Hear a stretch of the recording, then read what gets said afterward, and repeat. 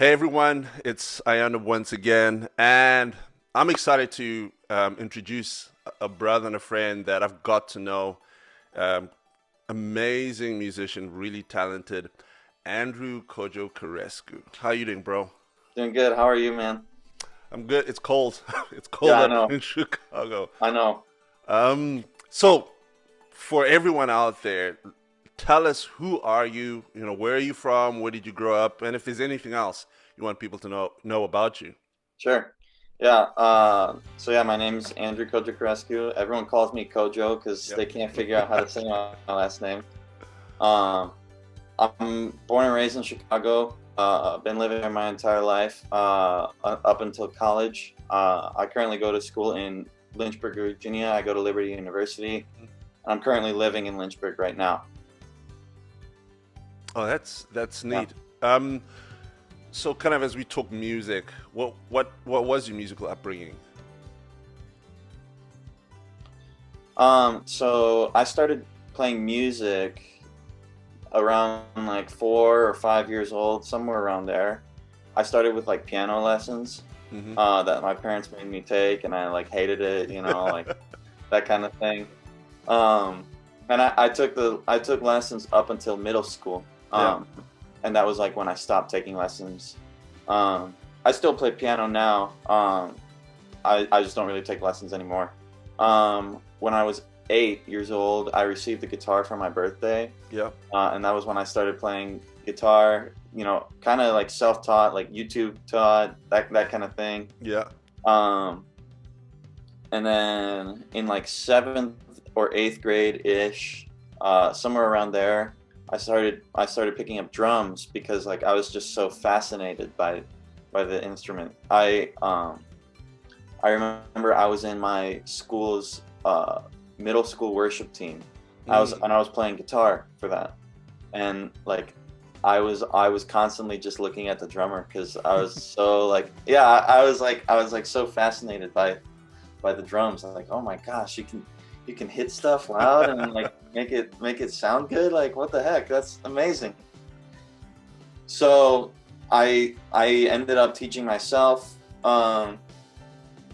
Been playing drums since then. Hmm. That's kind of become my main instrument now. Yeah. Um, and so at Liberty, I'm studying recording engineering and producing. Yeah. Um, and kind of since I started college, my new passion kind of has actually become mixing, or more Yeah. so like the mixing side of creating music, engineering, that kind of thing. Because I didn't really know a whole lot about that in high school. Yeah. I took like one music production class in high school, but like the extent of that was pretty much like how do you EQ Hmm. something, you know? And so now I've kind of been diving deep into like mixing Yeah. courses at Liberty, even like YouTube, Yeah. a ton of YouTube videos, and like trying to learn everything I can. So yeah, that's pretty much my musical upbringing. Man, that's really kind of hearing a journey of, you know, there's having all the resources online, but also the personal drive to actually go find those resources is, I think, for those who are watching, who are trying to, are young in the music journey, these are some of those things, qualities you have to have with you, the Yeah, self-determination to learn. Um, I want to ask you, who have, or who currently are your musical influences? sure. Yeah. So like when I was much younger, like it was like strictly Christian music, Yeah. like when I was really young, like my parents were like, no, you can only listen to Christian music, and like that's okay. And there's a lot of great Christian music out Hmm. there, especially now. But it wasn't until like high school ish, probably like my freshman year of high school, that I started branching out from that and like started listening to secular music and like all these other genres. And I Hmm. was just amazed, like, oh my gosh, there's like this entire world of like insanely talented musicians and producers and all these guys out there. And like nowadays I kind of listen to like everything. Like Yeah. you know, anything ranging from like Katy Perry, like, you know, pop as pop as it gets, Yeah. like 1975, you know, like funk, like pop kind of thing, and like even Under Oath, which is like, you know, like metal pretty Yeah. much, you know, like I listen to kind of everything in between, you know. Yeah.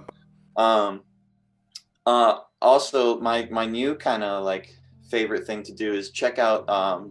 I've been loving to watch these videos that like engineers that I really look up to have on Instagram or YouTube and Yeah. stuff. And my most recent big influence is Matt Huber. Mm-hmm. He's a full-time mixing engineer from Nashville, and like he I don't know, like his mixes to me just sound like the best ones out there Yeah. currently. And like he posts all these kind of tips on his Instagram, and like I just eat those up, you know? No, that's, I mean, oh man, as you said, like previously, just like finding those resources and finding the right people, and just mentioning Right. Matt and the work he's doing is just, man, that's gold. And so for Hmm. anyone who's watching, who's kind of like trying to figure out the engineering world, It really is. yeah. That his Instagram is a gold mine. Like he literally has like so many videos on his Instagram. It's insane. So with that, and I kind of want to just dive in your role. You, for many people who don't know, as Kojo said before, he's in the producing world, but also in the engineering world, and he's also a drummer. Mhm. So on this project, you played a very significant role. You were the drum engineer for this whole project, Yeah. um, working with Mark Altieri, who played the drums, Austin Hmm. Deadman, and I. Um, what was your process approaching those sessions and your process of engineering or recording drums? Sure. So, you know, like you said, I didn't actually play on the record, so it kind of gave me a chance to kind of look at it from almost an objective point of view. Um, so you know, once I received the stems from Austin, Mm. I was able to drop them into my computer and kind of listen to the songs and kind of like here's what the song is trying to convey, here's what it's trying to communicate musically, Hmm. and here's what it needs rhythmically. So I was able to kind of come up with some ideas. I was able to set up the sessions, you know, in such a way that we could accomplish those goals, you know. Hmm. No, that's, man, that's really really neat to kind of hear your this preparation before the Hmm. moments and kind of ensuring that everything kind of locks in the way it needs to lock in. Right. Um, as we kind of step away just a little bit from that, looking at your just involvement, are there any personal reflections that you took away from this specific project? I know on my end, you ended up playing some creative roles in Yeah. certain Right. songs. Like, what's your takeaway, personal reflections working on this project, primarily as the engineer, but Right. just playing a role in the creative side of Hmm. the drumming? Yeah. Yeah. Um, First of all, I remember that one song that we took all the toms off of the kit and we set them up separately, and we were just doing those like Yeah. uh those dotted eighth note hits. That was really cool. That's like one of the creative things that we did that I still remember. That was really fun. But for me, I think like a really cool takeaway from the entire record was kind of the blending of different genres and styles. Like, you know, I love the fact that you can make something modern, uh, make it fun to listen to, and you know, Hmm. also honor the traditional music from other cultures that you included. You know, um, it was just really awesome to listen to, really inspiring. Yeah, I know.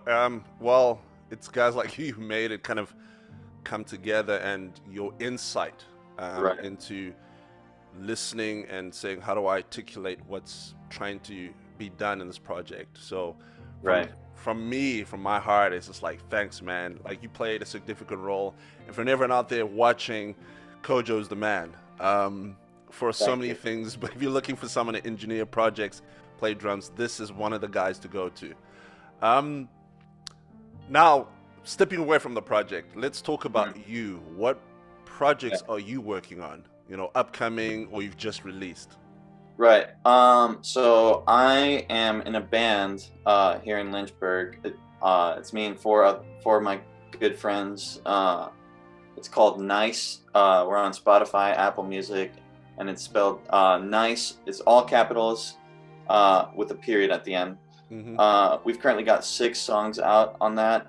Um, so I kind of for all those songs, I served as the kind of co-producer with uh, Blake and Ross, the two of the other guys in the band. The three of us kind of co-produced it. Um, I engineered pretty much all of the recording for Mm-hmm. all those songs. Played drums on all the songs, and then mixed and mastered all of those songs. Oh, Uh, wow. I've just been taking them. What? Yeah, it is a lot. I'm like super involved with the band, and it's fun because it's kind of something that I can like pour my heart into. Yep. Outside of like school or work. It's a little creative outlet for me and for the other guys too. Yep.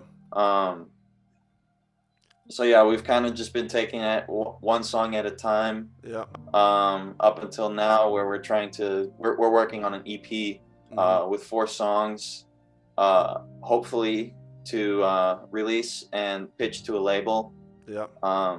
and eventually get to a full-length album, like Yep. 10 songs. That would be amazing. um, and then on top of that, I also do freelance mixing and mastering and remote drum tracking. I track drums remotely for Harvest Bible Chapel, Spring Lake. Yep. Yeah, I track drums for their EP. Uh, the name of the EP was The Savior and the Song. Um, yeah, I track drums for I think every song on that EP except for one of them. Yep. Yeah, and that project was really fun. Um, yeah, that's kind of what I've been working on, doing just a little some freelance projects for some Lynchburg friends, Lynchburg locals, that kind of thing. And that was a really like I was able to spend time listening to it, and you really did a great job, kind of working through that project. So for everyone out there, Nice, everything NICE, capital with Yes, exclamation mark at the end. with a period. Yeah, period. Yeah, Go yeah, ahead, follow them on Spotify, Apple Music, whatever platform you're on. yeah, Um, Last question. yeah. What parting words would you give or want to impart on any upcoming engineers or drummers? Just words of wisdom. Yeah. So I think there's a few things that I have. The first of all is being like, you really got to be driven to kind of get ahead in the music industry, and even to kind of just learn like what it is that you want to do. You got to have a drive to do that. So if there isn't really a drive there, maybe, I don't know, reevaluate that. There's that. And then also for the people that like know for sure that you want to be in the music industry, like, I don't know, playing drums or mixing or whatever, like, never give up and never get discouraged, because this is something that I personally struggle with. Sometimes it's like I get caught in the comparison game a lot. Like I look at all these like mix engineers that are like releasing these amazing records and like winning Grammys and stuff, and I'm like, man, what am I doing with my life? Like, Yeah. here I am, and my band has like, we only have 6 songs out. Like, what am I doing? And it's so easy to get sucked into that. And I kind of have to remind myself, like, these guys are like in their late 30s, like early 40s. Like they have so many years of experience under their belt. Like they spent a lot of time kind of, you know, working their way up to that. And, you know, here I am just 21 years old, you know, trying to find my way into the scene type of thing, you know? And, you know, I think it's finding a balance between being patient and knowing that your time will come. And God will reward the patience too. God will reward your patience, and your diligence. So that's pretty much all I got. No, but that's so insightful, and I think we tend to comparison. I love Jonathan McReynolds wrote the song, and one of the lines, "Comparison kills." It does. And to kind of hear your insight to that, to say, you know, it's good to be encouraged and challenged by some of these people who've gone before, but there's a point where you need to draw the line where it's not about comparison, it's about, you know, encouragement and making sure those lines don't get blurred. So I just I'm just, my mind's, you know, further opened up to that insight. And for those who are watching, I hope you kind of walked away or are walking away from just that gem, which is so profound, because it's not just in music as well, it's in life as a whole. But Kojo brought it like home run for, I think, for all of us in the music world, is, you know, stay in your lane, do what you are gifted to do, and stay away from trying to consistently compare yourself to someone else. And it's not just your, as you're saying, it's not just your own weakness. I think for a lot of us creative people, man, Kojo, it's been a blessing. And me as well, man. And for everyone else watching, follow Andrew and his band. They are amazing guys doing a lot of amazing things and growing in what they do. And if you're looking for work, remote drummer, engineer, producer, this is the man. Go ahead. If you want to work with me, shoot me an email at andrewcojomusic@gmail.com. Just a little plug there. No, I love that. I love that. So that people know that these are the people behind a lot of the projects that you listen to. And so many people don't take the time to find out who they are. And, you know, Andrew's one of the guys, and as he said, his email's available. He's just shared it. Go ahead and email him for any work and the things that he shared about. Bro, thank you so much for your time. And I'm going to check you out soon. Thanks for having me.